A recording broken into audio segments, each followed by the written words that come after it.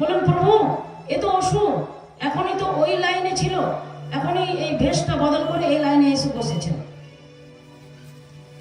কিন্তু ভগবান পরিবেশন মানে যতক্ষণে বললেন ততক্ষণ ভগবান পরিবেশন করে দিয়েছেন।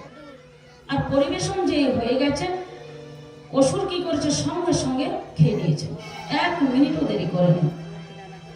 দেখুন খাওয়ার যে একটা নিয়ম আছে, সঙ্গে সঙ্গে খাবারটা দেওয়ার সঙ্গে সঙ্গে খাবার খেতে নেই, ভগবানের নাম করে কৃতজ্ঞতা জানাতে হয় যে হে প্রভু তুমি যে অন্ন দিয়েছো এই অন্নটা হচ্ছে অমৃত, এই অমৃত কল্পনা করে ভগবানকে নিবেদন করে ভগবানকে পঞ্চগ্রাস দিয়ে তারপর সেটা খেতে হয়।